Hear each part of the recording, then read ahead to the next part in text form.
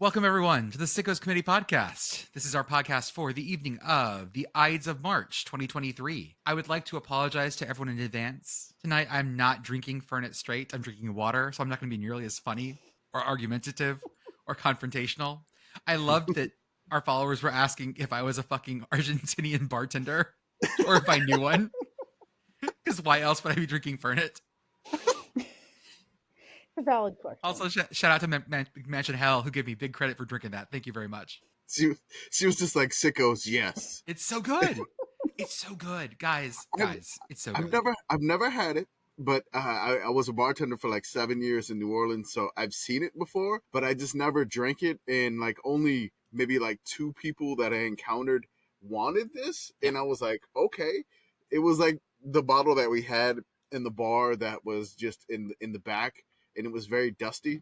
So dusty. It would hang around with the Galliano, the Chambord, those type of liqueurs, maybe some the aperitif stuff.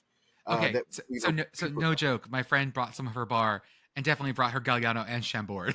Yeah, it's just like that's what I would see it paired like next to, and then like there would be like the bottle of like sweet vermouth that nobody would ever order a Manhattan. I don't think I made like one just to see what it tasted like for myself, but nobody in New Orleans would ever order a Manhattan. Manhattan has sweet vermouth? Yeah, you coat the glass. Okay. Yeah, and you just coat the glass with it, swirl it around, and then throw in the bourbon in the cherry. Yeah, you can make Manhattan variants with Fernet, which is why obnoxiously Pitt boyfriend bought it in the first place. And we still have some. It's fine. I just would not like it. It's good in things. I would not. It's real good. It's real good with just I would not drink a little over ice. Yeah, a little over ice. Drinking it straight, like it was like sickos. No, other people are like, oh my god, what is wrong with you? What is wrong with him? Oh my god! Like, yes, it's great. And then one guy told us one replier told his story. He was just like, I was drinking with some Argentinian friends, and they had me drink this, and then I couldn't stand it like the first time, but I didn't want the bottle to go to waste. By the time I finished the bottle, I was hooked. How they get you. And I was like, that's how they get you. Yeah, it's how they get you. The real move is Sicko's collective bottle of Malort, though. Someday. Yeah. I need to. I haven't tried it. I will again. Like my motto is basically I'll try anything once, essentially, to drink or eat. Like I'm not going to judge. If you're, let's go in the Skyline chili debate or anything like that. But I'm not going to judge. I will try it. I will try your weird regional food once. Will I try it again? I don't know, but I will give it a shot. I'll just say that. And so with the Fernet, I will try it. And the Malort, I will try it. Will I like it? I don't know, but I will give it a shot.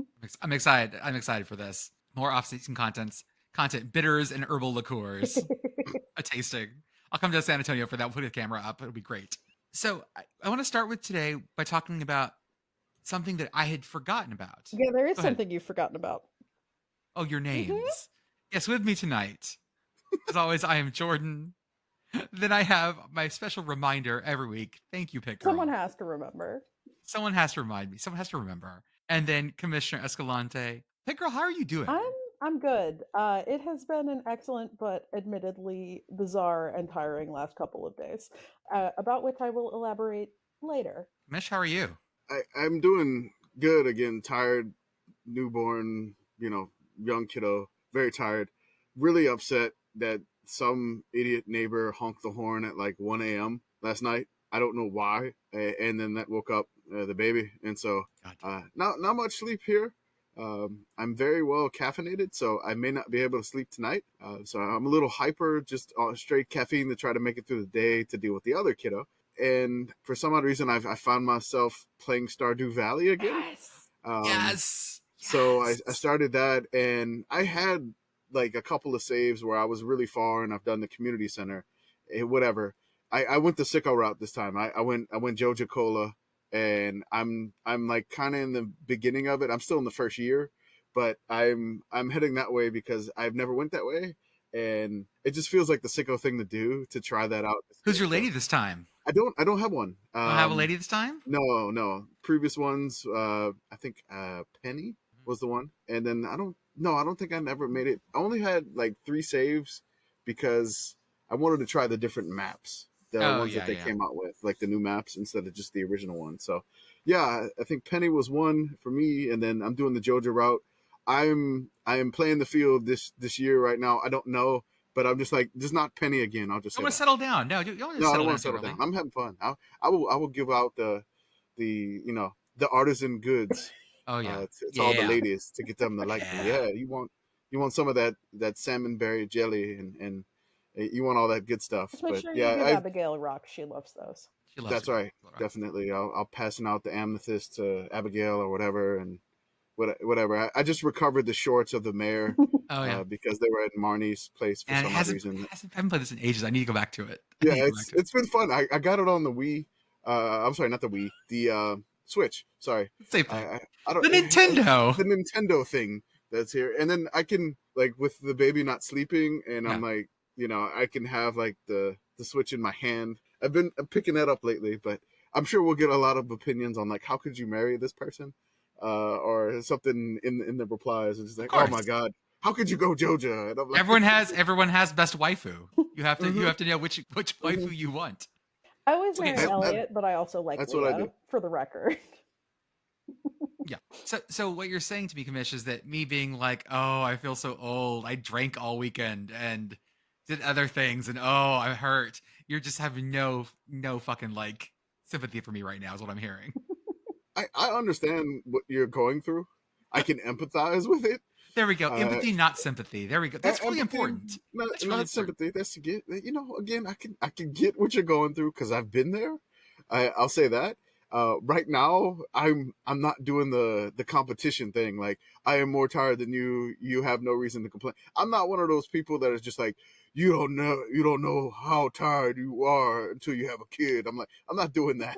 I'm not doing that shit. Like, I'm like, no way, man. For content though, you gotta fight me. People loved our island. People love our Islander fight. This is going well. The island fight. Seriously, like lines are drawn. My God, there was like replies for the island fight. I loved it because I was just other people's Twitter threads about the islands. Yeah, have drawn us into them. Mm-hmm. We started a thing, and then like other accounts this morning were talking about the islands, and I'm like, and then we keep getting tagged, and I'm like, is it an island? I don't know. And it's just like, it's one of those fun things just to argue about. And I mean, are we passionate about it? I really want to just drive down there, and somebody's like, do you need me? I live like 10 minutes away. I will go out there and take pictures, and I'll show you that of the land that fucking connects. And I will fight them because it's just like such ridiculousness. But it's fun for me for doing the podcast. Like, the Twitter account is one level. Yeah. Doing the tweets and like, oh my God, we have so many followers. But then the podcast, piggybacking that with the Twitter account, and then just having a lot of replies and a lot of dividedness. I put it on the Instagram too. Okay. I was like, I cropped like 4 or 5 pictures and put it on the Instagram story, and I put you crop the fucking land out of it. Always.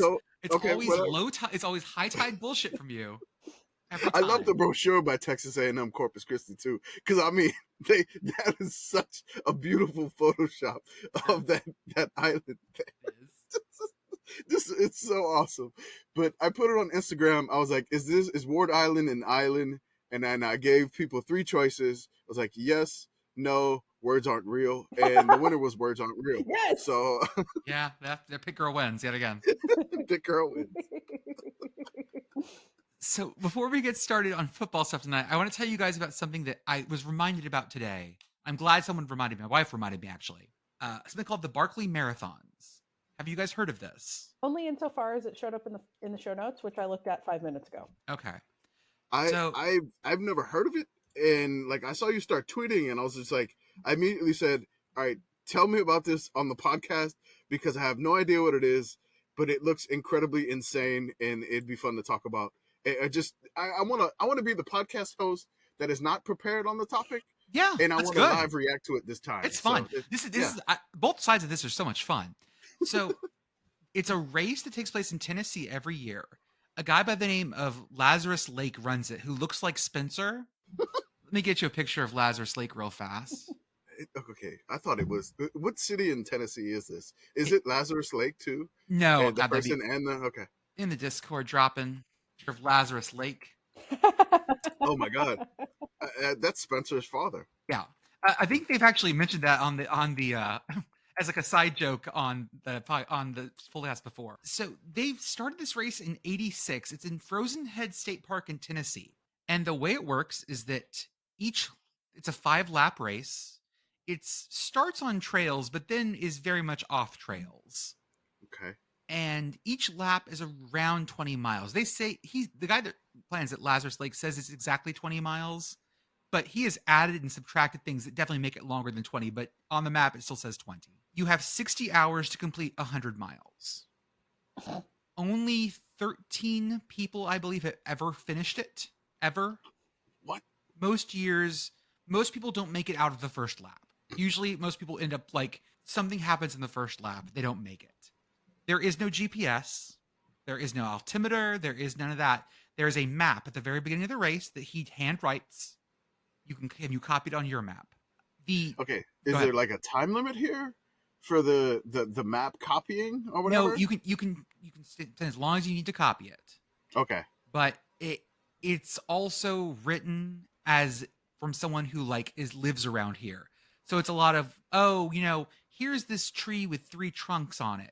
If you go to the one with 4 trunks, that's the wrong one. So it's stuff like that. This is great. I have never heard of this state park either. This is amazing. Each lap basically has around 1,200 feet up. Sorry, 12,000 feet up and down as you go. So, or not 12,000, 1,200. So basically you are climbing and descending over and over and over these 100 miles. This is limited to usually only 35 to 40 runners. To get into it, the requirements are really not available to anyone. We know that there's an application somewhere. You have to. There's an essay that goes with it. It's a $1.60 application fee. $1.60? $1.60. Yes, it's always been $1.60.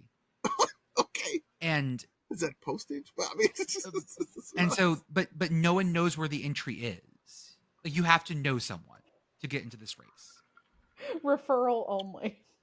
Yes. There's an essay. You have to write an essay too? And if you're accepted, you get a letter of condolence. I mean, saying, yeah, fair. I'm sorry you've been chosen to do this. If you are a first-time runner, you have to show up with a license plate from your state or country as part of your entry fee. The normal entry fee is whatever Lazarus needs that year. So sometimes it's everyone brings a thing of white t-shirts. Sometimes it's socks. Sometimes it's a flannel shirt. And then, if you've already won it before, and you're coming back, you have to bring a box of Camel cigarettes too. Now, is it a specific box of Camel cigarettes? Are they like unfiltered? I assume he has preferences. Okay, there's got to be some sort of cigarette prep. You can't just be like, here's some Camel Lights. He's like, no. There is no way Lazarus is just looking at him is smoking Camel Lights. Yeah, there's no way. Yeah, at all. It's got to be the regular. They tell you what day the race starts, but not what time it starts, so that you know that it's going to start sometime between midnight and noon, and you get a 1-hour warning when he comes out with a conch shell and blows it, like fucking Lord of the Flies, and then everyone gets ready to go. The race starts when he lights his cigarette, and they go. Assuming it's a Camel cigarette. I assume it's a Camel. I assume okay. And the 5 laps are run like this. You run 1 lap clockwise in the day, 1 lap clockwise at night. Lap 3 is counterclockwise during the day. Lap 4 is counterclockwise during night. And then for the 5th lap, the first person who starts it gets to choose their direction. The second person has to go the other way. So the last lap, you actually don't know because you're running in opposite directions from each other. You don't know who's behind you. And each lap is how long again? 20 miles-ish. It's probably closer to 25 or 26 if we're being really honest. So it's like a marathon, like a 5-day long marathon, essentially? 60 hours. So 60 hours. Okay, that's so that 60 hours includes sleep time, which you are allowed if you want. Sure. It's not required because basically once you cannot get help on the course. Once you are out, there is no help to be found. If you decide to quit, you have to come back. So there are people who go out and then come back 30 hours later having quit, but had gotten lost or something. So it takes him that long to get back. It is genuinely remarkable that no one has died doing this. He says that people probably won't die doing this. He's got a good feeling about Probably won't die. Very reassuring. Yeah, I have been reading the Wikipedia page while you're talking, as is my wont. My favorite part about this, on top of all of the other completely bizarre things that have come out of your mouth in the last 5 minutes, quote, in addition to running, competitors must find between 9 and 14 books along the course. The exact number varies every year, and remove the page corresponding to the runner's race number from each book as proof of completion. Because of this, competitors are only issued odd numbers. Competitors get a new number and thus a new page requirement at the start of each lap. That's how you prove your laps. You prove that you hit all your checkpoints. By at the end, when you come back in to finish your lap, you pass a stack of papers, all the pages you got. And you have 5 different numbers over the course of the race. Yes, because there's no chip time or anything. Again, for $1.60 entry fee, you're not getting chip timed on this. You're just getting, a dude. Also, like how they call 3 laps a fun run. That is the fun run. Say there are cutoffs depending on. Well, so we'll rewind a little bit. When you come and check in after a lap, you are allowed to go to your camp and get rest or do whatever. But it's also incumbent on you then to leave again. So you have to have done this, and then hi Beth. Hi. And so you had to have done one of these 25 mile laps. And then you come back, check in, and then do if the math of if I stop moving now, will I ever start again? It is one of the most brutal races I have ever seen. I really recommend the Barkley Marathon documentary, which is free on YouTube. It's called The Race That Eats Its Young. It's very good. Yeah, that sounds about right. It's very good. The record of the course is 52 hours. 100 miles in 52 hours. So that's 5 laps, essentially 20-mile laps in 52 hours. I don't think that person's slept at all. Most of the people don't really sleep. They come back in to eat calories because most people will burn about 7,000 calories per lap. So just literally getting that many calories in your body and keeping them there, plus swapping shoes and socks and covering blisters, and you just see people's legs totally chopped up because you're running through the brush. So things like that. The slowest finish that did finish was 59:41. So 19 minutes before the close. People have come in very close to the end and gotten cut off. Oh, It's happened. that's got to be brutal. It is. Yeah, brutal story from Wikipedia. 2017, Gary Robbins of North Vancouver, British Columbia, almost reached the finishing gate 6 seconds after the 60-hour cutoff, almost becoming the 16th runner ever to complete the Barkley. However, he had taken a wrong turn in the final stage of the race, thus cutting 2 miles off the course. He would have been disqualified even if he had been faster. Quote, the time in that situation is meaningless, Cantrell said of the 6-second time overage. Eat Arby's. This race is this is the eat Arby's of races. This is right on the outside extreme of what people are capable of, and it is insane. I love this thing. That's a really. It's just fun to just. I'm gonna have to check that out on YouTube. I don't do too much on YouTube, but I definitely gonna have to check that out because I'm just looking at this park. Apparently, Frozen Head State Park. The nearest city is kind of like Oak Ridge, Tennessee, and Knoxville, not too far away from actual city name Rocky Top, Tennessee. So, yes, it's hard to hear that song. But the worst blowout I ever attended was at ULM at Tennessee, and they lost 70-3. So I heard Rocky Top a little bit too much that day, but so I really have trouble hearing Rocky Top. I want to shout out Lazarus Lake's other race called Big's Backyard Ultra. There's a 4.167 mile loop in this race, and you have to run 1 loop an hour until the last person drops. So you get back early, you get that many minutes to rest, but in the next hour, everyone goes. It's until someone drops. The record in that one, I think, is 85 laps. So it's 85 hours of running 4 miles an hour. Yeah, that one's pretty rough. Basically, you have to complete 1 extra loop to win it that no one else completes. It's like winning the spelling bee. just You have to you have to go spell one the extra more. word. Yeah. So this thing happens. Apparently Lazarus Lake did an interview in 2021 on Real Sports with Brian Gumbel. He was interviewed by Mary Carrillo, and Mary asked him if he was a sadist. He responded, "No, people enjoy it. There's just some discomfort involved." That's a yes. Yeah, that's an absolute yes. My God, what is this? I have never heard of it. Tell us you're a sadist without telling us you're a sadist. Yep. Just a little. So yeah, good times. I can't imagine like how you would come across this. I mean, just like randomly, but I mean, there's so many different things that I don't know. It's just insane. I have no idea. It's great. How this would start. It's beautiful. It's wonderful. I love things like this. He lives in a city called Bell Buckle, Tennessee. Guess the population of Bell Buckle, Tennessee. Oh, it's got to be like 100. 113. 75. 100. What did you say, Jordan? 100. Okay, it's a big town for him. Population was 500. Oh man, that's a big town.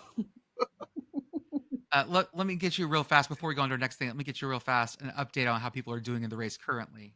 This is going on right now as we're writing. This is people are on lap 4 right now. The leaders are, at least. Can we go be media this next year? I would love to. Looks like I'm gonna send you guys a chart in the show note. In the in the Discord. These are the current standings. You can see how much time had elapsed between their laps, and then the plus numbers are since the last time we've seen that person. So it's been 15 hours since the tall guy with beard was last seen. Big smiling guy. I don't know. Yeah, for the benefit of the listeners, every participant except Aaron Bradner, whose name is just Aaron Bradner, has a nickname, including guy with glasses, the other guy with mohawk. We have 2 different another bearded guys. Small European woman, tall guy with beard. Oh, Joe McConaughey, also just Joe McConaughey. Legolas, very polite guy, etc. Nondescript guy. I like Japanese Laz Tomokazu Ihara. I need to find a picture of him because he does look like Japanese Laz. Oh my God, tall guy with beard, big smiling guy. I wonder if big smiling guy is going to be smiling after this race. Well, we haven't seen him for 15 hours. Yeah, considering it's been 15 hours and it looks like his lap 2 time was getting a little slow already. It looks like he's fading fast down the stretch. I don't know. Anyways, if I get an update, I will let you guys know while we're talking. Amazing. Some college football talk. Guys, we have our 2024 Ireland special. Woo! Traditional Irish powerhouses, Georgia Tech and Florida State. Hey, Georgia Tech is 1-0 in Ireland. All right? Are they? They Yeah, are. they played Notre Dame that one time. They beat them. Yeah. Okay. Everybody knows that St. Patrick did not drive the bees out of Ireland. They were fine with that. By the way, there is some breaking news. Sorry. Jasmine K. Paris has begun lap 4. This is small European woman. Let's go, small European Jasmine woman. is the second woman to ever begin a 4th lap at this race. Hell yeah, girl power. Girl power. And what time does the run cease to be fun? Oh, I mean, I assumed it ceased to be run 20 hours ago. It officially ceases to be fun and becomes serious business at lap 4. There we go. Yes. Okay. The fun run is 3. My bad. Yes, the fun run is 60 miles ish. Past that is the real race. Words mean things. Like fun means something. It definitionally does not. The voters have spoken on our Instagram. You missed that On part. our Instagram That poll, is right, yeah. That's right. Instagram poll about the island. Was it an island? Yes, no. Words don't mean anything. Words have no meaning. Won the poll, so words don't mean anything. So words aren't real. I'm gonna go turn in my degree. Doesn't matter. Sorry, guys, I failed you. Thank you for whoever did the Photoshop. Was that you, Kamish? Did you Photoshop Buzz? I haven't posted it yet. Okay, it's good. I kind of want to post it, but matter of fact, let's do it while we're on the episode. I'll just do it for fun, and yeah, I think I have it saved. On my phone while he's doing that, I was explaining to my friend that I was hanging out with of like this whole thing I'm doing because I hadn't told her because I hadn't seen her in a while, and she goes, "Does it make you feel good that people are go like ha ha ha your jokes are funny?" I go, "Yeah, it makes me feel good." She goes, "Is that what validation is?" Like, "Yeah, this is validation. It works for me. This works." That's beautiful. I really hope that Katie and other Andrew, our Georgia Tech friend, go to this game because I'm excited to see Florida State roll up into like Dublin and just go to town there. I also hope for their sake that the cash register stop working again and everyone gets free beer. I feel way more comfortable sending this game to Ireland than like Northwestern Nebraska. I feel like this is a better representation. I don't. No, Oh, no. okay. I feel bad for Ireland in this situation because I do not think, based off of, obviously this is happening in 2024 and lots of things can change between now and then, but based off of current program trajectory, I want to say I was just positive about the ACC for a moment, okay? So everyone shut the fuck up about how I'm always ACC negative. I said that this was better than sending Northwestern Nebraska. The bar is on the floor. Whatever. Clear the fucking bar. What's this year? It's like Notre Dame Navy, right? Notre Dame Navy. Yeah. It's a class. It's like this is more of a classic setup thing. Yeah, that's fine. Whatever. Who is the least Ireland team we could send? Yeah, Cal. I was thinking like UCLA maybe. We did send Stanford Rice to Australia once. Yeah, that makes sense. For no good reason. better. That was just for shits and giggles, for vibes, basically. No, it was a throwback to when they were a penal colony. Yes. I do think that last year we did our like country champions, and we realized that plenty of countries have not had college football in a long time. I mean, the Texas A&I Javelinas are still the champions of like most of Central Europe because of a tour they did there in the 60s. I feel like we need to start playing college football in weirder countries. Oh, absolutely. Where is our Dubai money for this? Why hasn't Dubai bought like an SEC regular season game yet? That's a really good question, especially because Texas A&M has a Qatar location already. Make it happen. And we all know that Doha has extra stadiums literally sitting around right now. Mm-hmm. Yeah, they ain't doing anything after the World Cup. They got spares. I think that would be great. I also think we need to start doing outreach to like micronations. So San Marino. We do love our micronations on this podcast. San Marino host, Sealand Bowl.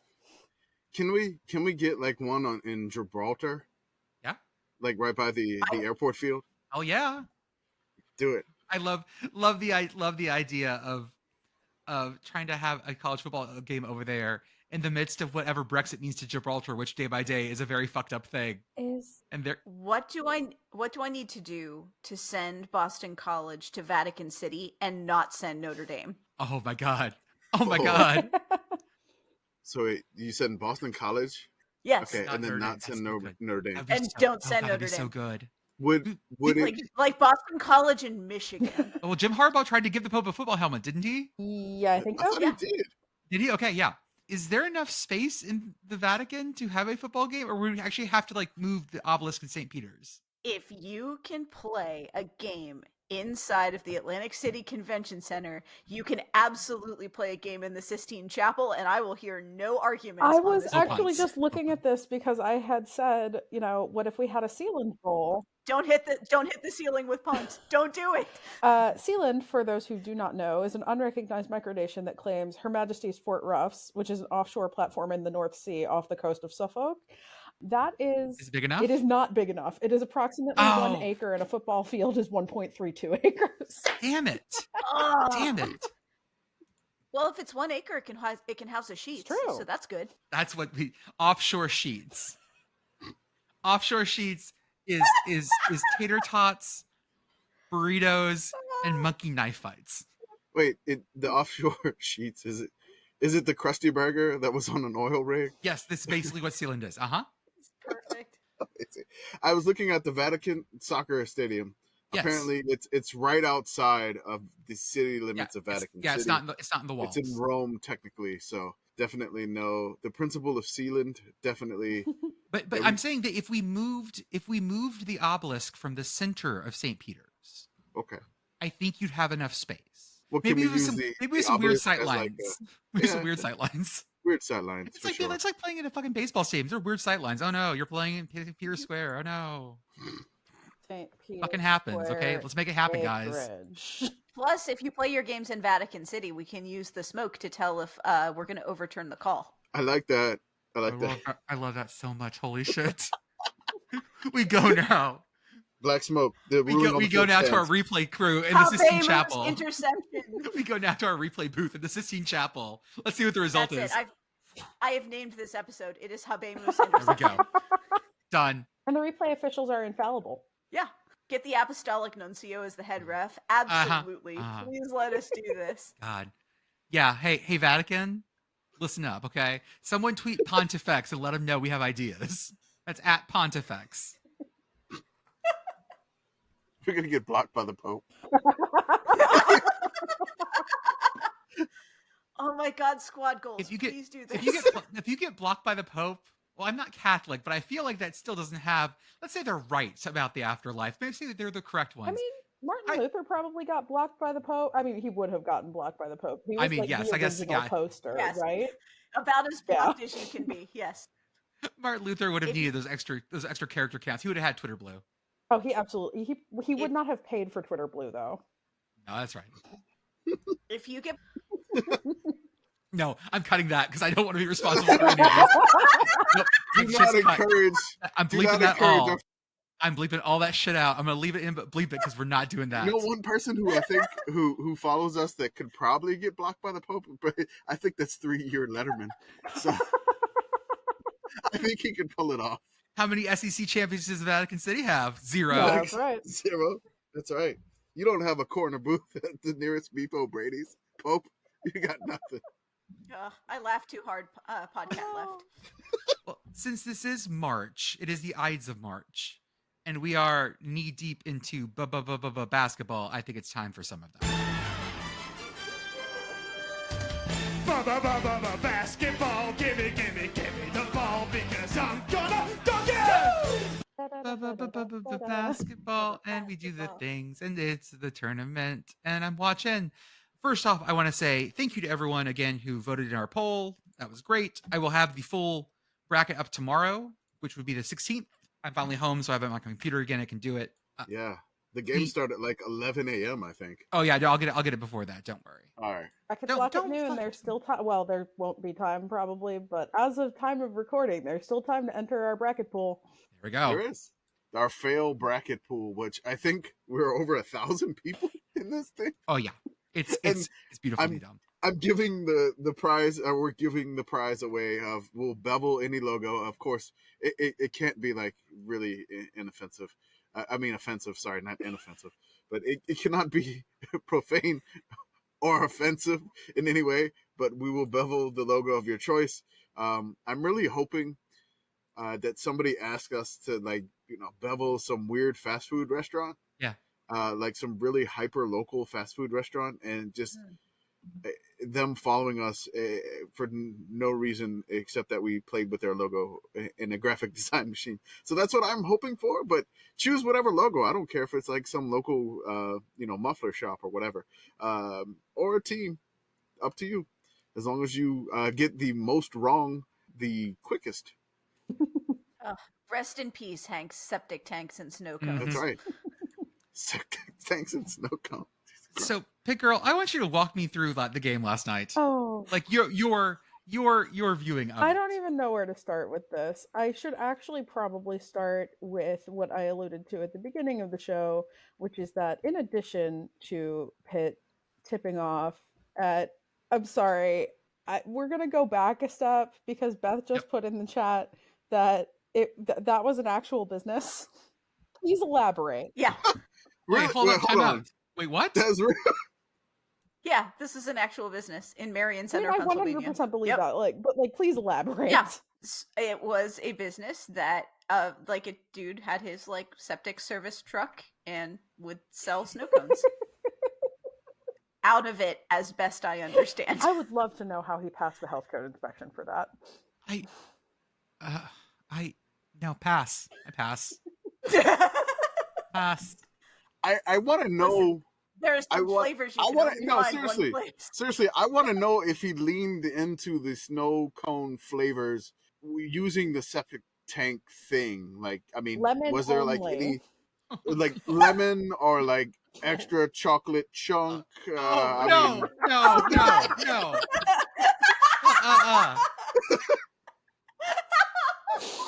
Fucking no. No, I want to know if he leaned into it. You said it was a real business, Beth. Did that happen or no?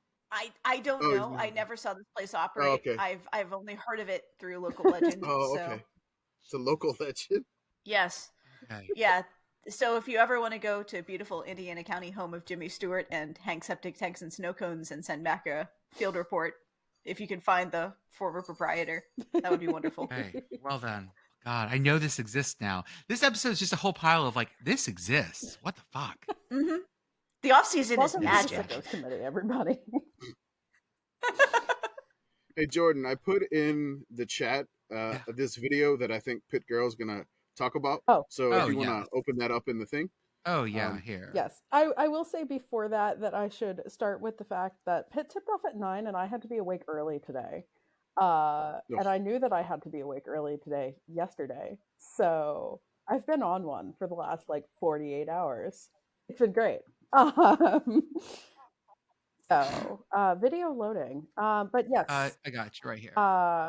Okay, here we go. It's volume. I don't think it has any volume. Every time.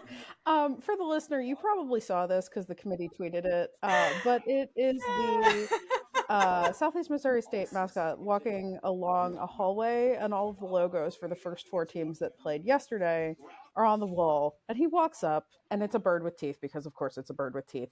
And the Pitt logo just unsticks itself from the wall, and the P separates itself from the I and the T and the T, and it just all falls to the ground, which is the most Pitt thing to ever happen ever. Pitt Twitter was so fatalistic after this point. They were just like, well, we're doomed. It's a good run, guys. We're doomed. So that happened before tip. Worth noting also, and Beth, I apologize for highlighting this, but it was an omen that towards the end of the Texas A&M Corpus Christi Southeast Missouri State game, the clock did stop at 13.9 seconds. So, God damn it! Wish we could screen cap Beth's face when she, like, her expression, because it was beautiful. That number keeps showing up for some reason. Her face, she's so mad. I'm gonna hold a competition on the account this offseason. Like, guess the number of jelly beans in a jar. I'm gonna put 139 jelly beans in there. Beth is like staring daggers into your heart now. It's great. You know what? All the love. Love you, Beth. Don't. No, I'm not joining in on this. I don't want Beth on. I don't want to get on Beth's bad side. It's kind of scary. So I'm gonna stay there. I respect her a lot, and I think she can hurt me, even though she's not that tall. Yeah, she can. And then I remember that she talked about on the podcast at one point that she has a sword. So I'm gonna stay on the good side of the blade, so to speak. Can't wait till this podcast becomes evidence 1A in my murder trial. Our podcast becomes part of a true crime podcast. There we go. Oh my God! There it is. It's our own special version of Inception. Oh my God! So how late did the game go last night? Oh, it was late. It ended, I think it was probably 11:30. I can scroll back through my tweets and look, but I ended up being up very late because by the lead changed a bunch of times. Mississippi State is the worst 3-point shooting team in the entire country, and of course they were shooting the lights out the whole first half of the game. Pitt's starting center, the delightfully named Federico, is out with a knee injury. So God love him. Guillermo Diaz-Graham, who is 7 feet tall and looks like he probably doesn't weigh all that much more than I do, and I'm 2 feet shorter than he is, was the starting center and was just getting bullied. The one thing that really worked in Pitt's favor with this, like Jeff Capel low-key playing 5D chess, is that because the Diaz is Graham, because there are 2 of them, there's also Jorge, are so skinny. You like bump into them at all and they immediately go flying and they just draw fouls like crazy. Okay. So that helps. Yeah. Mississippi State opens by draining a 3. They got like 4 of 6 in the first half of the game. Again, mind you, they were shooting like 30% from 3, maybe, for the rest of the season. And things are bad. But Pitt finds a way. Down like they 20 lead changes or something insane like that. They did a really good job defending Tolu Smith, actually. And it was just like anxiety. There is, and please forgive me, I have to like go dig around, but Pitt, I just cut the silence so I can read this. That's fine. Okay. I should have brought this up, but that would require me to be prepared for the podcast, which I never ever am. Apparently he's 7 foot tall and weighs 205. Yeah. What the hell? Yeah. I personally would like to sign up for the Make the Twins mac and cheese meal train. Yes. Because they're both that tall and weigh that much. Please eat things. It's that Mediterranean diet. Yeah, really. It's lots of jamon iberico, and that's it. And almonds. Okay. Opta stats for the outcome of the Pitt game last night. Pitt is the only D1 team in the last 25 seasons, including tournaments, other like the NCAA tournament, all other tournaments, to score 60 or fewer points. Pitt scored exactly 60 points last night. Shoot 35% or worse on 2-pointers. Shoot 60% or worse on free throws. Get out-rebounded by 20 or more and still win the game. Hail to Pitt. Y'all are yes, on your we horse absolutely shit. are, and we're probably, well, no, I'm not going to say we're probably going to do anything because we're probably not going to do anything, but like, we are so on our bullshit right now that I would genuinely not be surprised if we like pulled off some black magic fuckery in the big dance. I would be very surprised, but I would also not be surprised. The Pitt Hello. experience. And I assumed you're that confident about West Virginia too, right, Beth? Everything To is be pain. clear, I'm not confident about anything. I'm just talking shit. Oh, yeah. Listen, it can't possibly go any worse than it went for IUP last weekend. Sorry, IUP. Did not go well? They went out as the top seed last week. It happens. Yeah. Sorry, Redhawks. I assume that Corpus Christi A&M got boosted by all our island talk. They got hype. I'm going to say That makes yes. sense. I'm going to say yes too. The Sickos bump is real. It is. I mean, they took down SEMO. They took down SEMO. It's just ridiculous. Like there's another account and they just posted photos of the island thing. Or the Texas A&M. I'm just gonna call it Texas A&M Corpus Christi's campus region area. So we don't want to rehash it again. And it's got like 4,000 likes, and it's just like that they posted that today, like after yesterday all day us just yelling about the campus.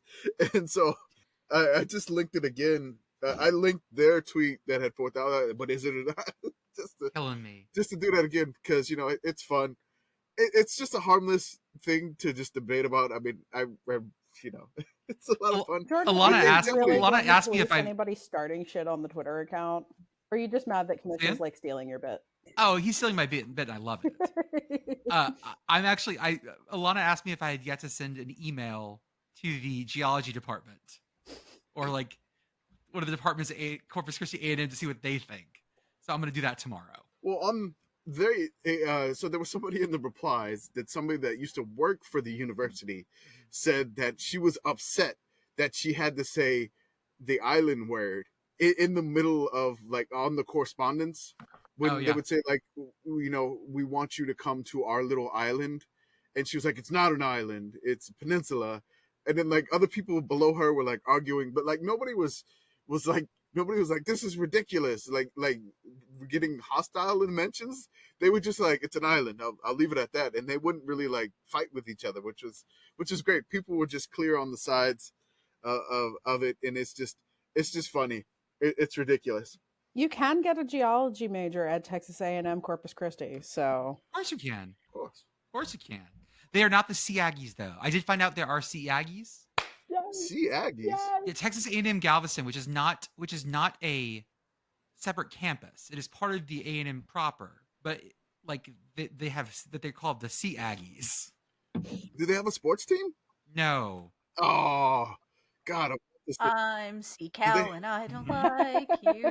Yeah, where are the sea cows? Sea Aggies That's just makes probably me imagine like See- Dutch Texas The A&M manatees. fans. Is it too late to change the pronunciation of our group from sickos to sea cows? We just want to be the manatees. I mean, what's Yes. going on here? You I know? love that. Island life. Well, peninsula, I don't know. Texas A&M University at Galveston is an ocean-oriented branch of Texas A&M University, offering both undergraduate and graduate degrees. Students enrolled at Texas A&M University at Galveston, known affectionately as Sea Aggies, share the benefits of students attending Texas A&M campus in College Station. Texas A&M Galveston is located on Pelican Island, Which is a real island. which is a real island. Which is a apparently. real fucking island. I don't know, this bridge.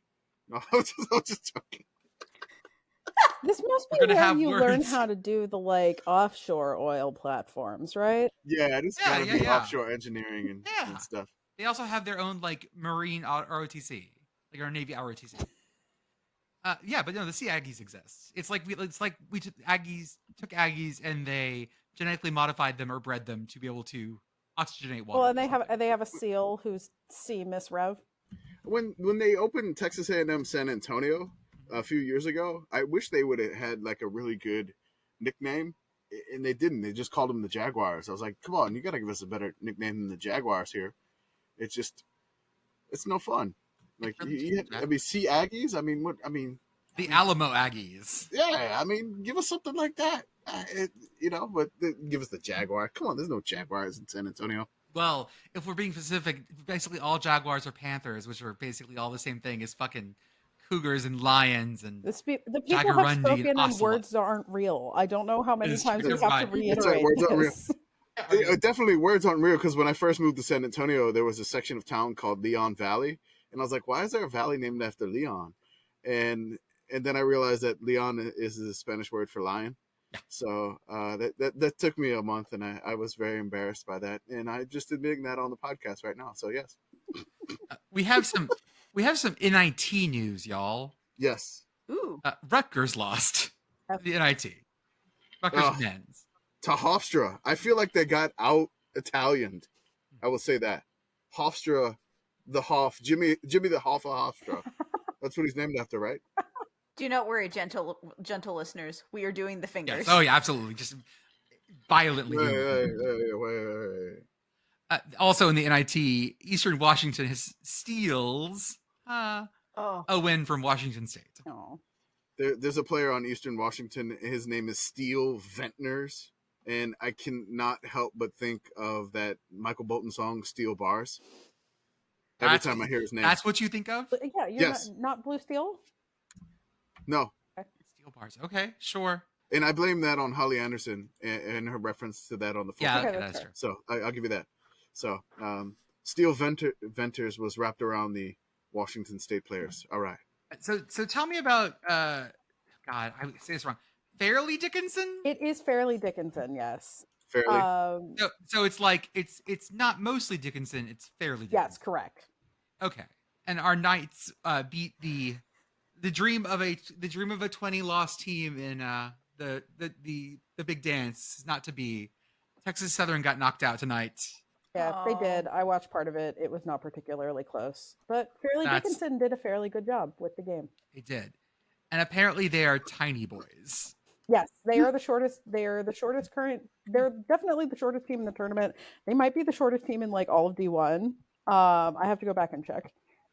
It says they're the smallest team in college basketball since 2006. Tiny. And of course, they're going to play Purdue next with 7'4" Zach Edey. It'll be fine. Is it illegal It'll be a for lot of them to put like one of the guys on the other guy's shoulders so then they're tall enough? Fucking Harlem Globetrotters, this shit. If someone just walks over you like Clifford the Big Red Dog, is that a charge? I don't think it makes contact. But I feel if you try to like swap up and slam your hand into his nuts, that may actually. That's probably a flagrant 2. That's probably gonna get flagrant on that. It's only a flagrant 2 if you hit both of That's them. right. Just flagrant one other. They have to review that. just like you're walking through, like, as a tall dude, you walk through your door, you want to come up and just like tap the top of the door. Yeah. He steps up here, you just want to go up my and just like God. boom, fucking go for it. My God. We didn't have a podcast last spring, so we didn't get the chance to talk about Kamish's son's excellent bracket last year. Your son's bracket was impressive enough. It got news coverage. It did. So Nicole Auerbach of The Athletic, she interviewed me, basically, even though the committee was going a little bit last year, but not really anything during March. And then she interviewed us later this year. She was like, "Oh my God, your son. I interviewed you about your son." She remembered me and my phone number. And it was my son. She wanted to speak with anybody who picked the St. Peter's Peacock to go to the Elite Eight. And it was my 4-year-old kid. He picked St. Peter's to go to the Elite Eight. He did have 2 other 15 seeds that were in the Elite Eight also. So his total bracket percentage was not that great, which I entered his bracket this year into our fail bracket section, just for the fun of it, because I don't know how it's going to go. Mm-hmm. But he has some interesting picks. He does not have any 1 seeds making it to the Sweet 16. Yep. No chalk. He chalk. has Perfect. no chalk whatsoever. And what I do is I try to nudge him like, "Hey, let's go. I mean, come on, man, 16 seed, you're not going to do this." And he's just like, "No, I can say Northern Kentucky Norse. I can say that." And so he picks them. And his Final Four is fantastic. It's an absolutely amazing Final Four. I don't want to go too far into detail, but it's Virginia, 4-seed Virginia versus 10-seed USC. Yeah. And then on the other side of the bracket, it is the 11-seed Pitt Panthers, which he really enjoyed saying, the Pitt Panthers. And then I think his favorite team to try to say, and he had really, really, really fun time pronouncing this team's name, the Gonzaga Bulldogs. So he called them the Gumzaga Bulldogs. So, and then in the championship game, he's got Gumzaga, as he called it, versus Virginia. And he has Gonzaga winning it all. And the tiebreaker pick for the final score is he has Gonzaga winning 9-7. Cool. Yep. With Virginia basketball, he might not be wrong. Yep. I know. I got a lot of replies with that. Like with Virginia basketball, they were like Tony Elliott masterclass. I'm excited for. So when the actual tournament starts in truth tomorrow, correct? Yes. Well, the actual tournament is on right now. Arizona State is beating Nevada for the other 11-seed game. The first 4 counts. Nevada. Don't at me. Wait, but the NCAA does not count this, do they? No, they do. Yeah, it's a field of 68. No, they do. Okay, Yes. It's okay. But what is indisputably the big dance starts at noon in the correct time zone tomorrow, Thursday. I didn't like your time zone, by the way. That's too bad. I didn't like being there.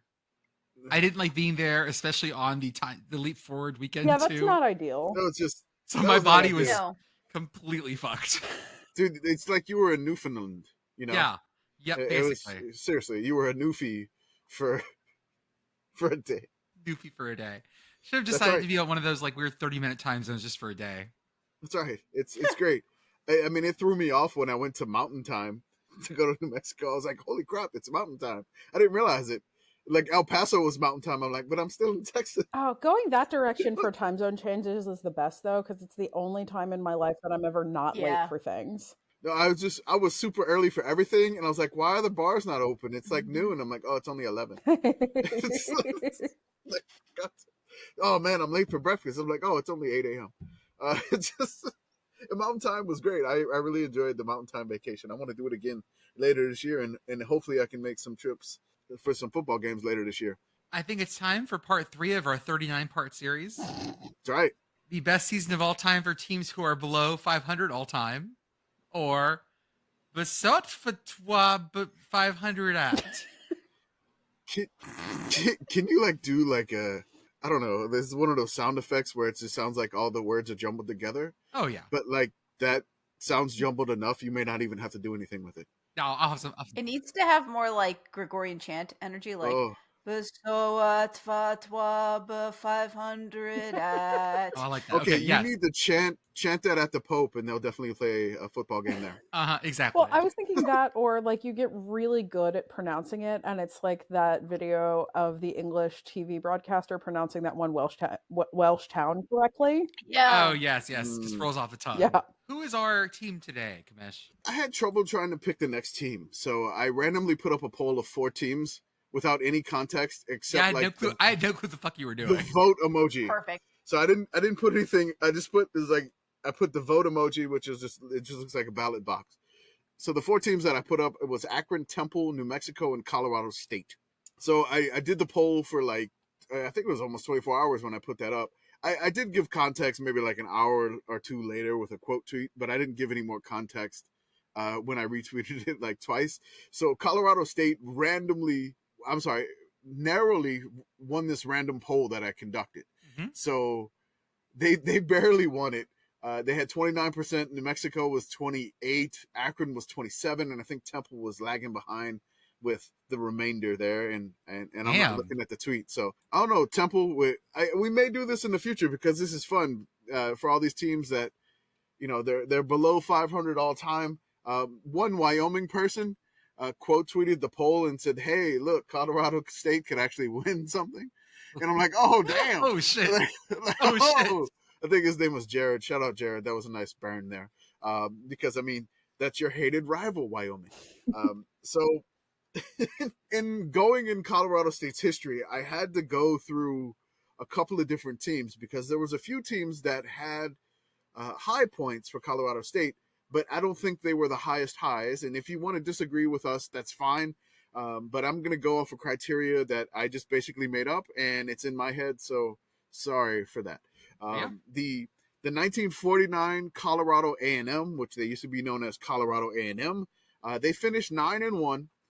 They did lose to rival Wyoming, and Wyoming actually won the Skyline Conference. So I want to shout out that team, but I don't think that's the best team of all time for Colorado State. Also, 1997 Colorado State, they were 11-2. The NCAA credits them being 12-1. But however, they lost to rival Colorado in, I believe it's called the Rocky Mountain, Classic battle and everything like that. But the Colorado refuses to change their record. So technically they lost that game. And I don't think you want your best season of all time to have a loss to one of your main rivals. So that's what. No, you don't. You really don't. You really don't. That's right. Thank you, Beth. What was the controversy of the game then? Like, why is the record wrong? So Colorado did something, and basically there were some violations, and NCAA counts it as a forfeited win, and they credit it to Colorado State. I couldn't find out what it is. Colorado's like, I am not changing their record. Colorado finished 5-6 that year, and really.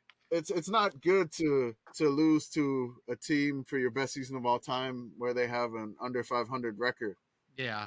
1997 Colorado was 5-6. All 5 of their wins were forfeited for use of an ineligible player, per Wikipedia. Wikipedia does not elaborate about that. It didn't say further than that, and I couldn't dig further. I was trying to, but limited on time because the one that I'm going to go with as their best season of all time, I'm going with the 1915 Colorado Agricultural Aggies football team. That's right. Nice. Agricultural Aggies. The Agricultural Aggies. I love it. I wish I could have found a logo of an Agricultural Aggie. It's beautiful name. It's amazing. It's like the CAA. Your abbreviation is CAA, but they were technically called Colorado Agricultural College, which they eventually turned into Colorado State University. They participated in the Rocky Mountain Conference during the 1915 college football season. It was in their 5th season under head coach Harry W. Hughes. Their field is named after Harry Hughes, I believe, even though they changed the stadiums. They finished a perfect 7-0. They won the Rocky Mountain Conference Championship, and they outscored all opponents by a total of 244-31. Ooh. Yeah. 3 of their players, the Colorado Agricultural Aggies, received all conference honors. That was guard Frank Wilson, center Charles Shepardson, and end Ralph with the nickname Sag Robinson. So it makes me think that he had saggy pants, but I don't know. I couldn't verify this stuff. It's 1915. It's a long time ago. 1915 remains the only time in Colorado State's history that they compiled a perfect season. They got close in 1916. They finished 6-1-1, but really that's kind of the closest they've ever come to being undefeated. So 1915 is the shining undefeated moment for the Colorado State Aggies, right? No, Rams. But go ahead. No, I mean, we'll call these are the Aggies. We'll call them that. Let's do it. We'll call them the Aggies here for the purposes of this. And they're Agricultural Rams. Yeah, agricultural Rams. And so the abbreviation, as opposed to the domestic Rams. So I love their abbreviation would be the Colorado Agricultural Rams, and their abbreviation just be CAR. CAR. Yeah. Sorry. Yes. Some fans, 100 years later, claim this team as national champions based on their points against the competition ratio. I say claim it, Colorado State. The committee gives you this national championship. Claim it. I am not crediting 1915 Cornell, I believe, who's the one that won it. I don't.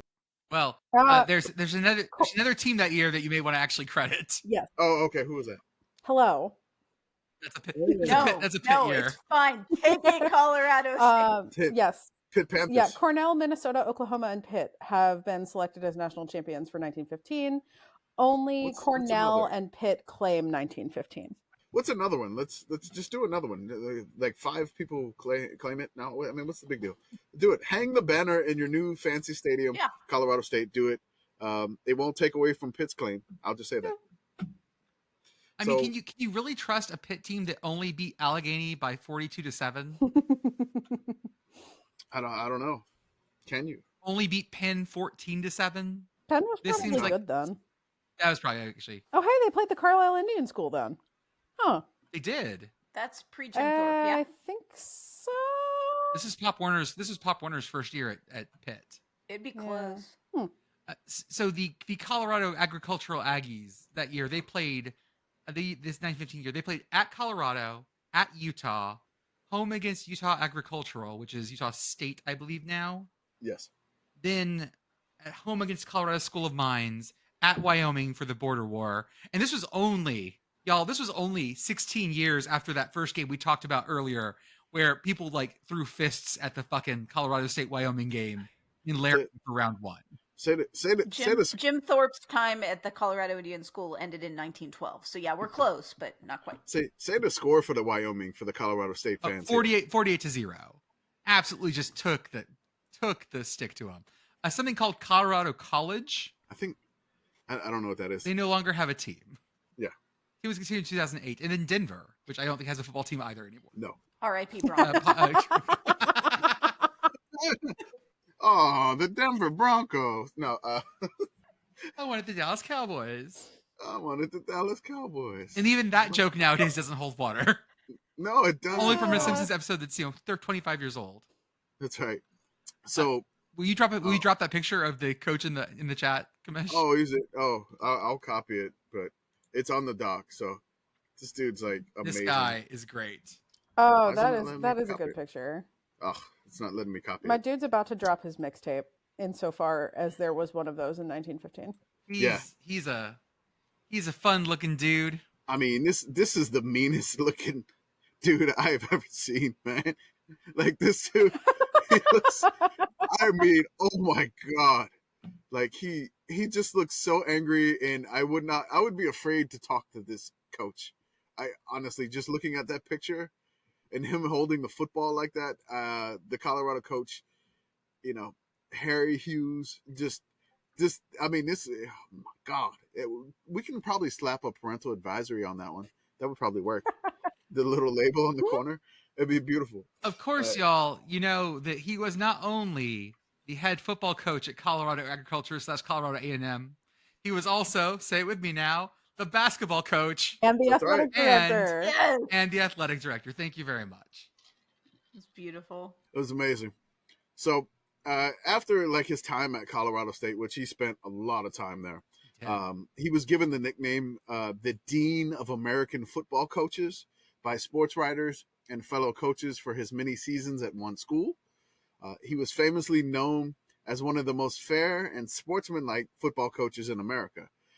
Which is how you don't win championships. Yeah, I mean, and that's why we credited in the national championship to 1915. We got to give this to him. He's staring at me right now, and you get this title, and then he'll probably would refuse it, honestly, if he's that fair and sportsmanlike. He'd be that guy in the timeout, that basketball game, like, coach, it came off me. But definitely, it just actually. I mean, like this guy, he was known as a tough but fair coach. He was a strict disciplinarian in 1914, known as the $1 Million Play. Ooh. And I was trying to find like a diagram of this $1 Million Play because I really want to know what the hell this play was. All I could find. Hang on, I'm adjusting that play for inflation. Yeah, hold up. Yeah. Do it. What would it be called nowadays? $1 Million Play. The $29,620,792.08 play. Really Oh, going right back off the in top. time. Yeah. That's right. So It's poetic, really. what they said that this play was, it was a triple pass. It was an end around play based on the single wing formation, and it helped Hughes lead his teams to national fame. So, I mean, I love the double pass. I would always tweet out the double passes, but this is a triple pass with an end around. And oh my God, if we could find video of this, anybody finds it, let me know what it is. I want to see what the hell this play is, because I want to see if anybody's trying to run this nowadays too. It's amazing. If you coach high school football, please replicate this and send us tape. Oh. Yeah. Some D3 school. Someone. It's amazing. Teal. Yes. Do it. Well, Kamish, thank you for telling us the lovely story of the 1915. We're going to call them the Aggies, I guess. There's plenty more, by the way. Oh, go. Sorry, keep going. Oh, yeah. I got a lot more notes on this. There's plenty more. Let us continue our journey. So the Colorado State and athletic director, was an Oklahoma grad, and he served as assistant for Oklahoma, and then he got the job at Colorado State. They posted 7 losing seasons in a row. Before he got there, there were 6, 24, and 5 at that time, and only 2 members of the team were actually Colorado State students. So they had ringers that were really bad. What were they? They were horrible ringers. I'll just say that. What the fuck? So he dismissed all the ringers, and he appealed to the students to try out for the team. He barely found enough players to play the 1911 season. They finished 0-6 in his first year. After the first school year, he and his team cleared the playing field of rocks. They graded it, they planted grass, and they put up grandstands. So amazing, right? So they were playing in a boulder field, yes, with nowhere for anyone to sit. Yes. God, this is beautiful. Let's his teams over the next 3 years, 1912, 1913, and 1914, went 9-8. They were 3-2, 3-2, and then 3-4 before the 1915 season. The 1915 Colorado State season, the 7-0 finish again is the only perfect record, and really the first of the 8 conference titles that he would win. He reigned as coach for 32 seasons, going 126, 92, and 18, and he was athletic director until 1953. He was inducted into the Helms Foundation Hall of Fame, and the stadium was named after him.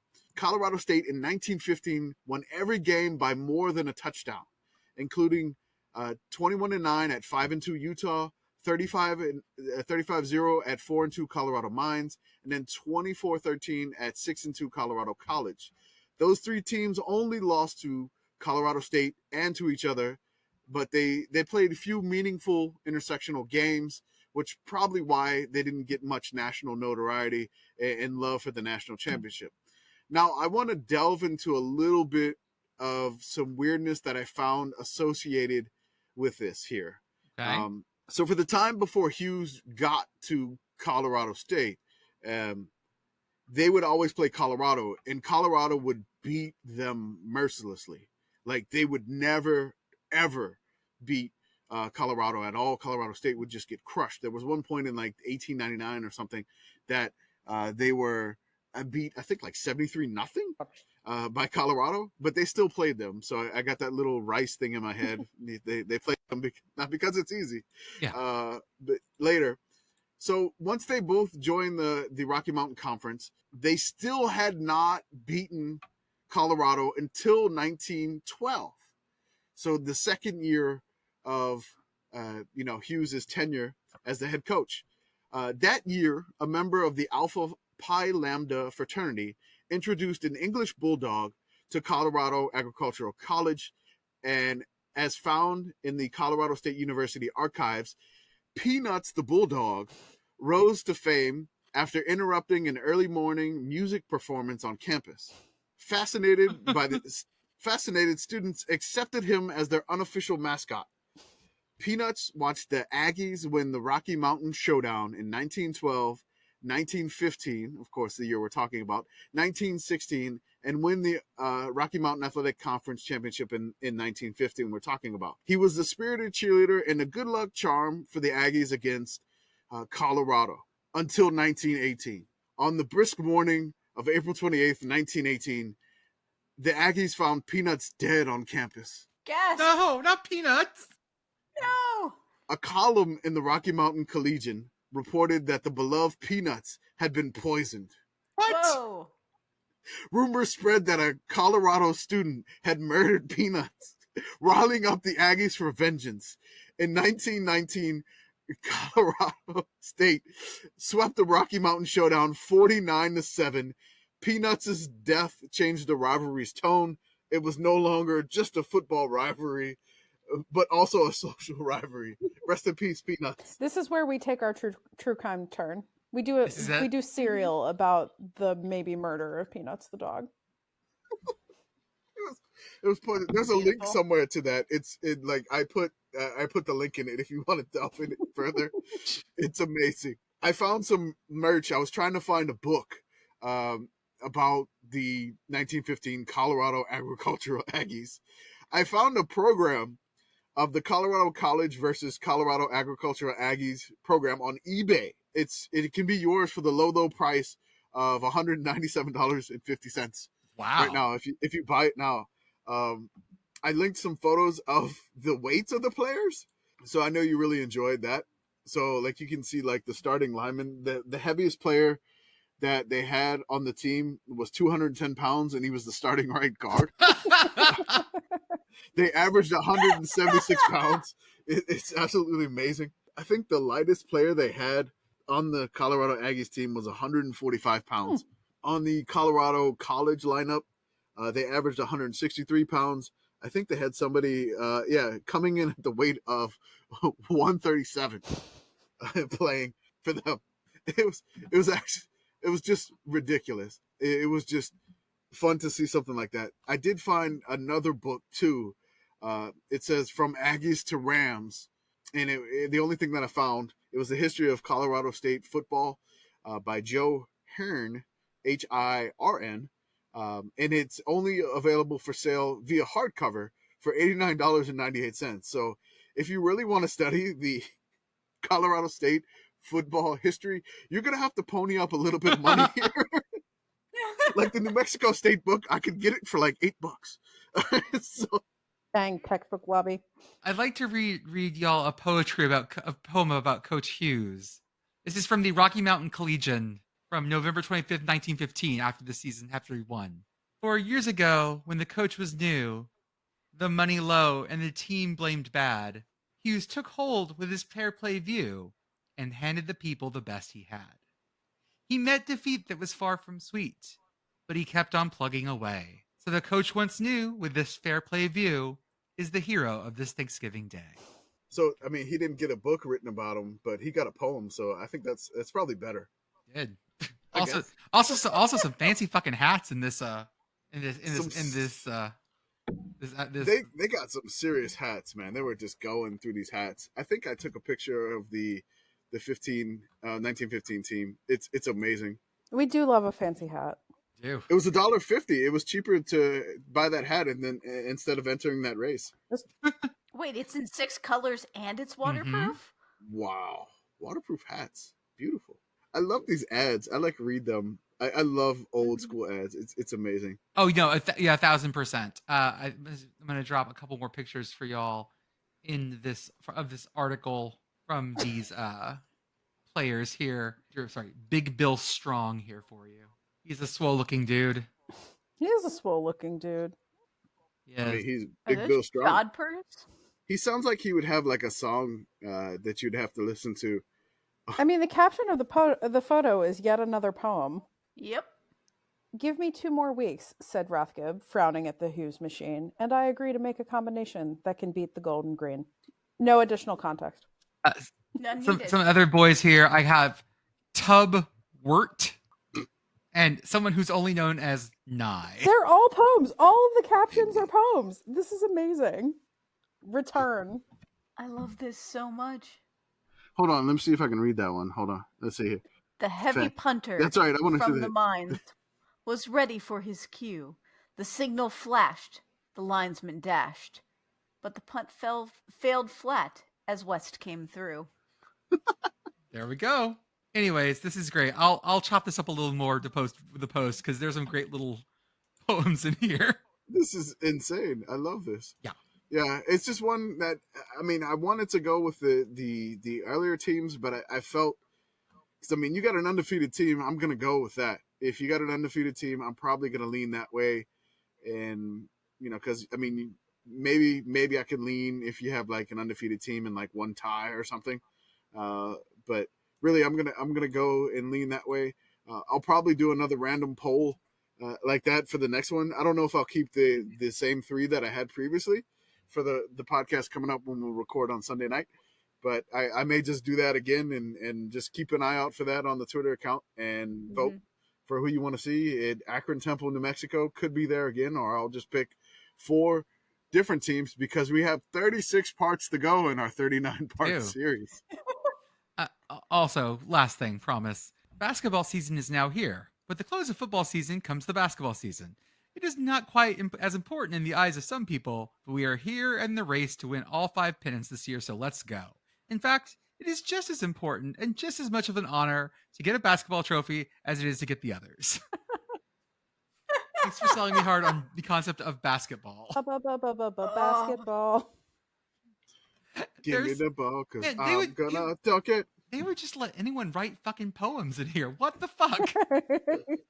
Can we bring back media guide poetry? I didn't know that I needed this in my life, but I really need this in my life. Okay, so are we gonna do that ourselves because nobody else is gonna do that? We may have to do media guide poetry. Fellow walks across I've the never street, wanted to do something big, more. blonde with shoulders square. The passers-by all notice him, Thompson, otherwise the bear. Nice. Oh, this is very good. This is so good. I love this. Man, I mean, I'm not good at writing a haiku, so I'm not going to do that. But maybe I could do some rhyming poetry. Oh yeah, hey, you don't have to be good at it. And these aren't good either. Don't worry, it's fine. That's what's good about them. Oh yeah, this is objectively very bad poetry. We can write poetry. That's bad. Beth That's has an English fine. degree. She knows. Yeah. She's an English major. He only made 1 touchdown, for he's been a hopeful sub. But he'll spread the name of family name. He'll spread the fame of family name. Young Doak, I mean the Cub. Okay. That's all we have for Is today. there an M dash in that poem? It feels like there should be an M dash. It is an in M that dash. It poem. is an M dash. Yep. Yeah. It is an M dash. Yeah, that felt right. Anyways, I think that's all we have for today. So we need to bring back nicknames and we need to bring back poetry. And really, I feel like this is like a 2-step process. We got to try. So we got to get some. This year, we're absolutely. I think that's an active goal. We cover enough D2 and D3 stuff and FCS stuff. We just start giving nicknames. Oh yeah. We start giving nicknames, and then like the D3 and D2 schools start using them. Mm-hmm. If that happens, I mean, that would make me so happy. Yep. It's so ridiculous. Okay, folks. I hope everyone who has teams still in this basketball thing has a good week, or at least a good couple of days. And it'll be a lot of fun. It's going to be stressful on the Sickos basketball side of things. Definitely, we're going to be posting a poll. So hang on to the Sicko CBB account, which we're nearing 25,000 followers. If you're interested in March Madness at all and you listen to our podcast, just give us a follow if you're not following already. Vote in the poll. We're going to release that tomorrow morning. Hopefully Jordan will have that out then, and he gets some sleep, and old man will be healed up from his trip to the Newfoundland time zone, so to speak. Newfie Jordan. And then from there, we're going to do a thing which I committed to this bit, which I don't know why I did this, because I'm realizing after I did this today, it's going to be a lot of beveling on my part or Jordan's part. But anytime you get a win in the NCAA tournament, we are going to bevel your logo. If you advance again, we were going to bevel it again. We'll re-bevel it, yes. And then if theoretically you can make it to the title game with your logo being beveled 5 or 6 times, just unrecognizable. Unrecognizable. And then I'm able to do something with gradients that I've learned on the photoshopping thing, where I can gradient the bevel with your school colors. So I do the hex codes and everything like that. So maybe if you make the Final Four, you could have your logo beveled with a gradient, a fancy gradient of your school color there. And it's going to be unrecognizable, but there'll be like an outline of like your tin-foiled school logo, and it's going to be great. So stay tuned. No one else will know what it is, but you'll know. I will know. And I will look forward to, filling up my laptop with an incredible amount of beveled logos, because I have to bevel these logos a day in advance, because if I'm beveling as a game is going on, it's bad luck. So Gotta do it early. Got to do it early. Yep. Don't talk about the beveling. Got to do it a day in advance to not mess with the basketball or football gods. The commission, Jordan, are just out here beveling, hoping that the next bevel will be the bevel home. And another Scott Bakula reference. there it is. There's the cut.